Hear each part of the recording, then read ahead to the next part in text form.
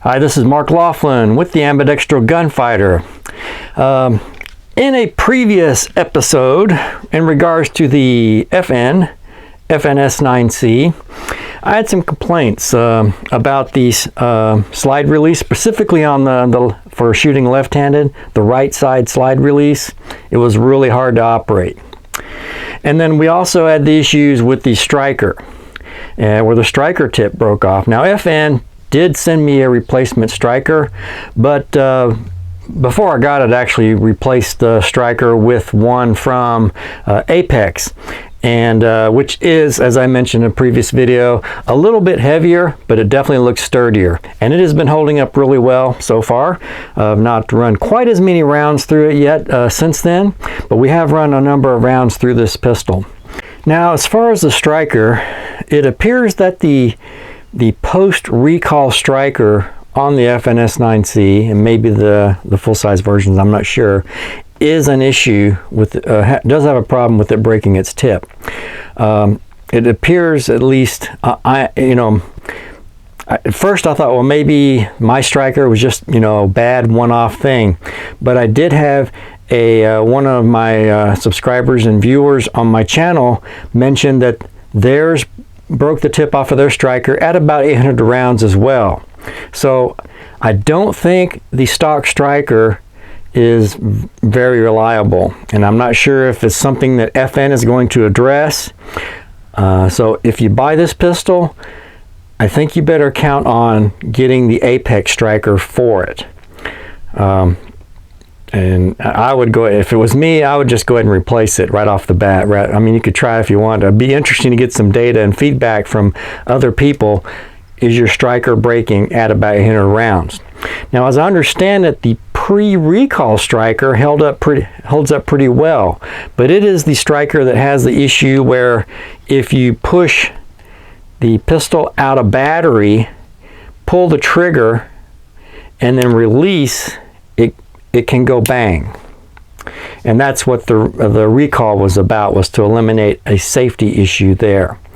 So, like if if you were in a gunfight and you actually pushed this against their body, pulled the trigger, and then released, it would go bang. So,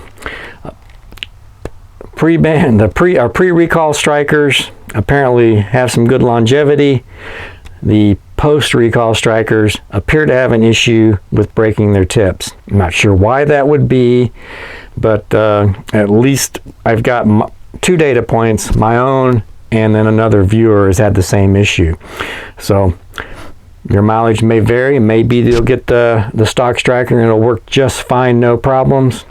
But in my opinion, you might want to figure that if this is something you're going to carry for self-defense, maybe just go ahead and put the Apex striker in to be sure, unless you hear otherwise that FN has resolved the issue. Now, and then also, like I mentioned, the other issue, or one of the big issues for me being the Ambidextro Gunfighter, was I was concerned about, perfectly mirroring of my controls for shooting left and right-handed. Things have really smoothed out on it. It just took several hundred, I guess 600 or 700 rounds, and now I can actually operate the slide release on the right side with my thumb, no problems.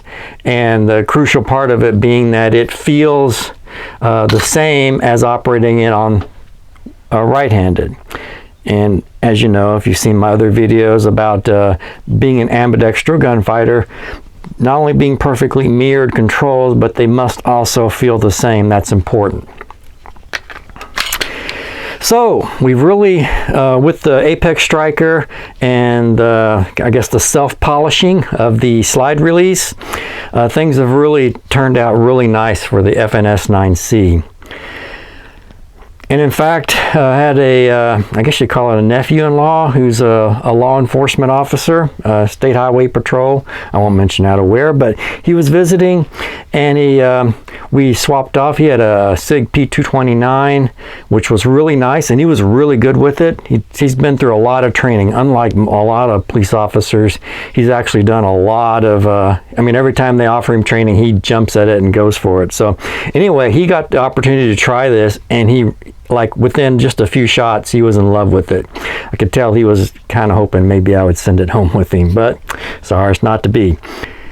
Now, another thing I've done recently, I have another video on this where I did the bloody hands testing, where I was testing initially I was thinking the testing was going to be all about the grip, you know, and this pistol does have nice grip texturing, and I thought, okay, we'll see how well the grip texturing does on different pistols when shooting with bloody hands. And so with your hands covered in blood, they're really quite slick.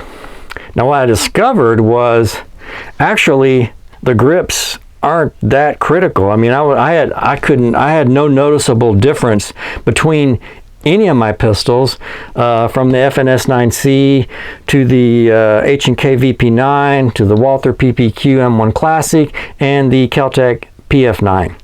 All of them, as far as grip, maintaining good grip control wasn't a problem with any of their grip textures.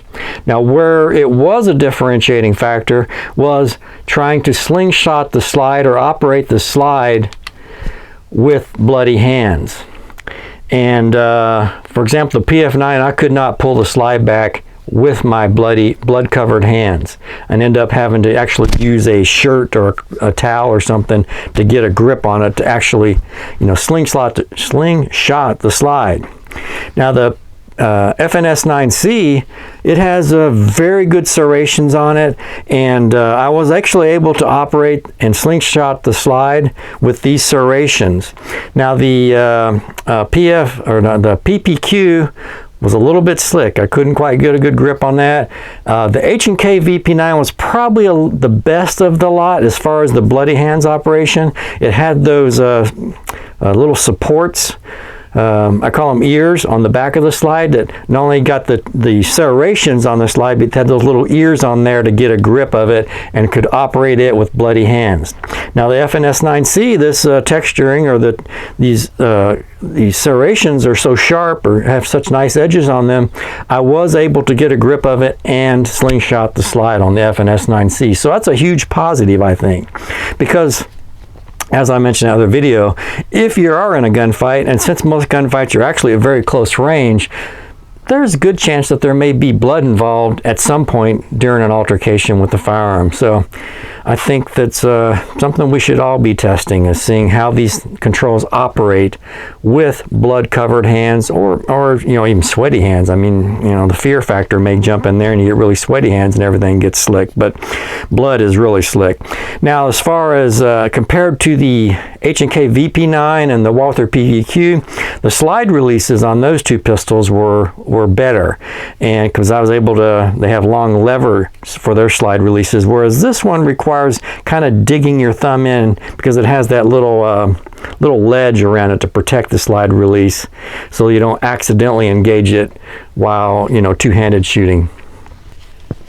Anyway, I just wanted to do this quick video just to explain that I am really now pretty happy with the FNS9c as equipped with the Apex Striker, and now that the slide releases are working well on both sides. And then after discovering, slingshotting this with bloody hands actually works pretty good. So nice features, nice pistol, shoots well, conceals fairly well. You know, maybe it's not as compact as some of the latest things like the P365 or the Hellcat or even the Glock 43, but it has a pretty good capacity at 12 rounds, so pretty good concealed carry pistol.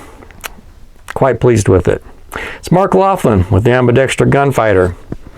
Please like, share, and subscribe.